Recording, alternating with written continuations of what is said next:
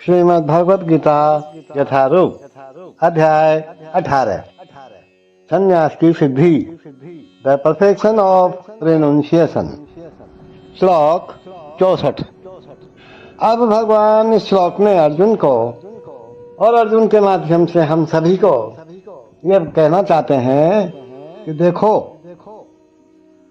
जो भगवान की शरण में है ना, जो भगवान की शरणागत में है, उसी को कहते हैं भगवान। ऐसी बात क्या कह रहे हैं कि देखो, तुम मेरे खास हो, परम मित्र हो, तो इसलिए मैं तुम्हें अब एकदम गोपनीय ज्ञान जो है वो बताने जा रहा हूँ।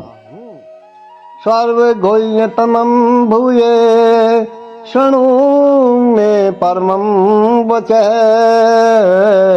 इष्टो असि मे दृढ़मिति ततो वक्ष्यामि ते हितम्।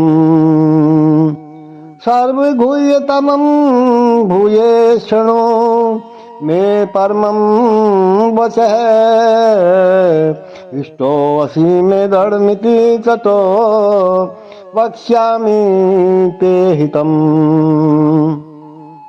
चूंकि तुम मेरे अत्यंत प्रिय मित्र हो, अतएव मैं तुम्हें अपना परम आदेश, जो सर्वाधिक गुह्य ज्ञान है, अर्थात अत्यंत गोपनीय ज्ञान है, बता रहा हूँ। इसे अपने हित के लिए सुनो। देखो, अर्जुन को गुह्य ज्ञान यानी ब्रह्म ज्ञान, गोपनीय ज्ञान और गुह्यतम ज्ञान, गुह्यतम का मतलब परमात्मा का ज्ञान प्रदान करने के बाद भगवान अब उसे गुह्यतम ज्ञान प्रदान करने जा रहे हैं। यह है भगवान के शरणागत होने का लाभ। भगवान के शरणागत हो जाओ तो भगवान सब कुछ लुटा देते हैं। 9वें अध्याय में उन्होंने कहा था, मन मनहा सदैव मेरा चिंतन करो। उसी आदेश को यहाँ पर भगवत गीता के सार के रूप में जोर देने के लिए दोहराया जा रहा है।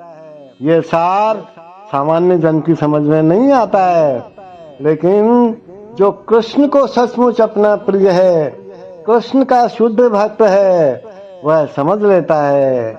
सारे वैदिक साहित्य में ये सर्वाधिक महत्वपूर्ण आदेश है जो आने वाला है अगले श्लोकों में।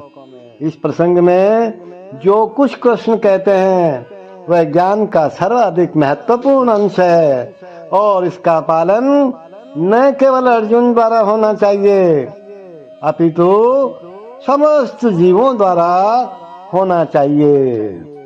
Because you are my very dear friend, I am speaking to you my supreme instruction, the most confidential knowledge of all. Hear this from me, for it is for your benefit.